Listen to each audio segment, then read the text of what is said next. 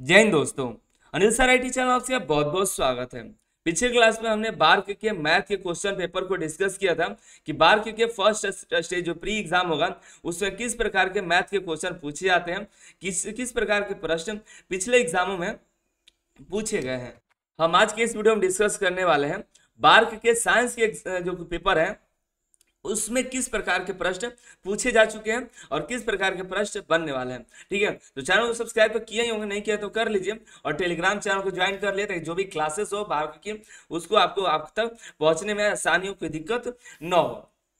ठीक है, तो चलिए हम डिस्कस करते हैं। और ये जो है एनपीसीआई प्रीवियस ईयर का क्वेश्चन पेपर है और एनपीसीआई और बार के दोनों का ही एक ही पैटर्न होता है, एक ही जैसा प्रश्न, मतलब एक ही जैसे प्रश्न पूछे जाते हैं। ठीक है, अगर आप बार की तैयारी कर रहे हैं तो एनपीसीआई का तैयारी ऑटोमेटिक हो रहा है, अगर एनपीसीआई की तैयारी कर रहे हैं तो बार का तैयारी आपका चल रहा है। ठीक है, और आप सभी के लिए एक अच्छी खबर है दोस्तों, आप अनिल सर आईटी का प्ले स्टोर पर ऐप डाउनलोड करिएगा तो उसमें आप सभी को बहुत ही बेस्ट अपॉर्चुनिटी है। प्री के एग्जाम का हमने मॉक टेस्ट प्रोवाइड किया हुआ है और इसमें 3 मॉक टेस्ट अपलोड हो चुके हैं दोस्तों, जिसमें पहला जो है प्रीवियस ईयर का पेपर है, बाकी जो यहाँ पे दिखाई दे रहा है ये एक मॉडल पेपर के रूप में आपको मॉडल टेस्ट के रूप में दिखाई देगा, जिससे सभी क्वेश्चन नए हैं और पुराने पैटर्न पर आधारित है। जो एग्जाम का जो पैटर्न है उसी पैटर्न पर आधारित है।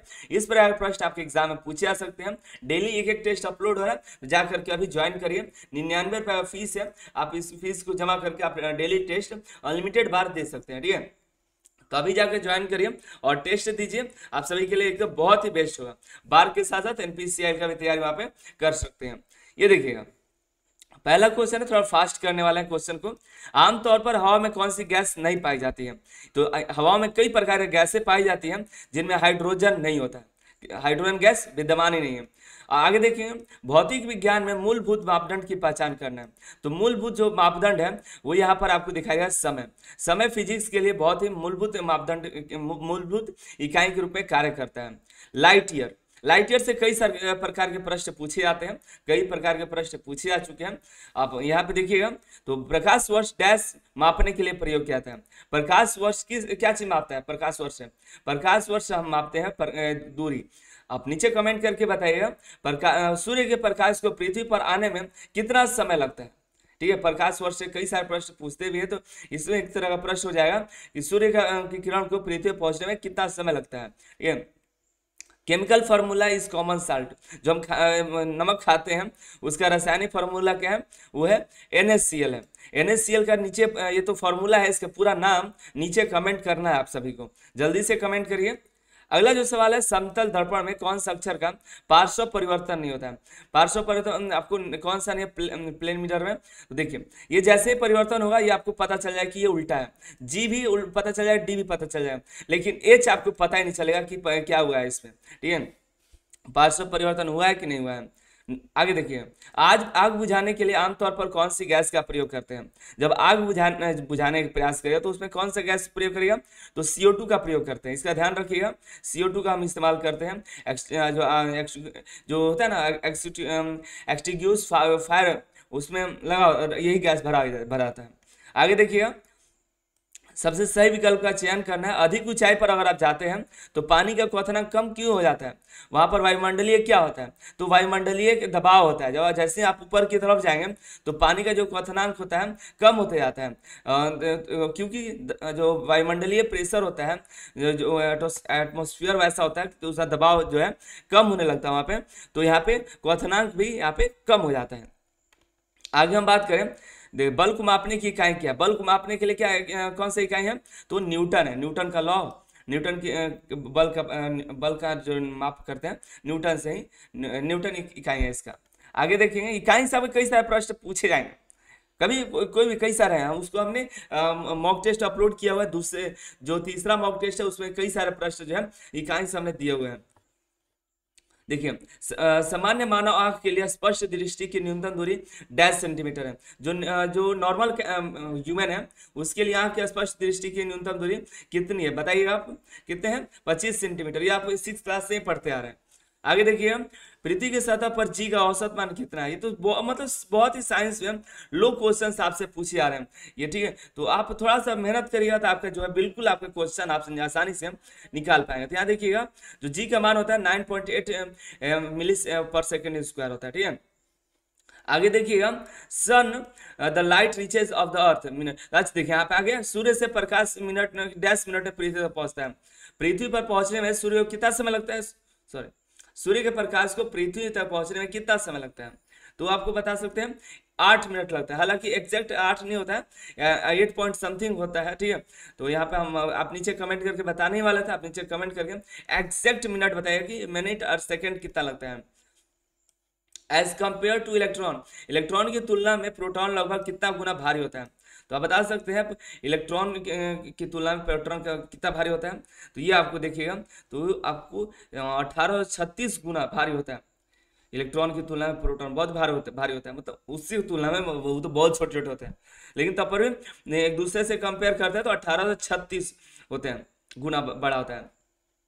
यहाँ देखिए, ध्वनि की प्रबलता कंपनशील वस्तु के डैश के साथ परिवर्तन होती है। तो आप देखिएगा, तो ध्वनि की जो प्रबलता है कंपनशील वस्तु के आयाम के साथ परिवर्तित होती है। किसके साथ? एम्पलीट्यूड के साथ। आगे देखिएगा, निम्नलिखित में कौन से पदार्थ में वैलेंस सेल में एक इलेक्ट्रॉन नहीं पाया जाता है? कौन सा है जिसमें सेल वैलेंस सेल में एक इलेक्ट्रॉन नहीं पाया जाता है? वो Na है, Li है, Ca है या H है? तो वो है जो Ca है, जिसमें वैलेंस सेल में एक इलेक्ट्रॉन नहीं होता है। आगे देखिएगा, सामान्य ताप और दाब पर एक मूल गैस की मात्रा डैश लीटर होती है। तो एक मूल गैस का बताना है मात्रा कितनी होती है। तो यहाँ पे ये इंपॉर्टेंट है, इस कई सारे प्रश्न पूछे जाते हैं। तो इसमें जो है एक मूल गैस का जो मात्रा होता है 22.4 होता है, 4 लीटर होता है। क्या होता है? 22.4 लीटर एक मूल गैस का। देख रहे हैं, जो सामान्य तापमान होगा, दबाव होगा, तो एक मूल गैस का जो मात्रा होगी 22.4 लीटर होता है। हीलियम का संयोजक होता है ये, और देखिए आपको कई जो आवर्त सारणी से आपको कई सारे प्रश्न पूछे जाएंगे, इसका ध्यान रखिएगा। आवर्त सारणी जरूर पढ़िएगा। तो हीलियम का संयोजक कितना होता है? यहाँ पे हीलियम का जो संयोजक होता है 0 होता है। आगे देखिए, एक उपकरण जो विद्युत ऊर्जा को यांत्रिक ऊर्जा में परिवर्तन करता है। देखिए तो आपके लिए कितना इजी क्वेश्चन आ गया है। एक उपकरण जो विद्युत ऊर्जा को यांत्रिक ऊर्जा में परिवर्तित करता है, उसको हम क्या कहते हैं? मोटर कहते हैं। मोटर कहते हैं ना। हाँ, आगे देखिएगा, तापमान पर फ़ारेनहाइट और सेंटीग्रेड स्केल में दो का मूल्य समान होता है। ऐसा कितना तापमान होगा कि जो फ़ारेनहाइट और सेंटीग्रेड स्केल में दोनों का मूल्य कितना समान होता है? कितना होगा बताइए? -60 डिग्री, -30 डिग्री, -40 और -50। तो यहाँ पर आपको -40 डिग्री तापमान पर फ़ारेनहाइट और सेंटीग्रेड जो स्केल है, दोनों का मूल्य समान होता है। एक हॉर्स पावर कितने बराबर होता है? एक हॉर्स पावर कितने वाट के बराबर होता है? एक हॉर्स पावर आपको यहाँ पर देखिएगा तो 746 वाट के बराबर होता है। एक हॉर्स पावर 746 वाट के बराबर होता है, ठीक है। अंतिम सवाल है, वैक्यूम माध्यम में जो वेव्स होते हैं, वैक्यूम होता है, वैक्यूम माध्यम में तरंगों को संरक्षित नहीं किया जा सकता है। वैक्यूम माध्यम में डैश की तरंग, किस प्रकार की तरंगे को संरक्षित नहीं किया जा सकते हैं? क्या आप बता सकते हैं? तो लाइट में आप तो संरक्षण कर सकते हैं, उष्मा में भी कर सकते हैं। ध्वनि में वैक्यूम के माध्यम से तरंगों को हम क्या कर सकते हैं? यहाँ पे ट्रांसमिट नहीं कर सकते हैं। संचरित मतलब ट्रांसमिट होता है। ध्वनि में हम वैक्यूम ट्यूब के माध्यम से जो है हम तरंगों को एक जगह से दूसरी जगह ट्रांसमिट नहीं कर सकते हैं, ठीक है।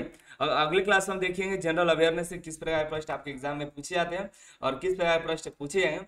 और हमने जो मॉक टेस्ट आपको प्रोवाइड किया हुआ है, दोनों आप जाकर टेस्ट दीजिए। ये प्रीवियस ईयर का और ये जो है आपको मॉडल सेट के रूप में है। तो अभी जाइए, अभी ज्वाइन करिए, अभी टेस्ट दीजिए और रेगुलर देते रहिए। आपके एग्जाम में बहुत ही हेल्पफुल होंगे और अपना तैयारी करते रहिए। और मैं मॉक टेस्ट आकर दीजिए, रेगुलर दीजिएगा, आपको हैबिट बना रहेगा। एग्जाम का डेट बहुत जल्द आएगा, आते अपडेट करेंगे, ठीक है। आप सभी का बहुत बहुत धन्यवाद।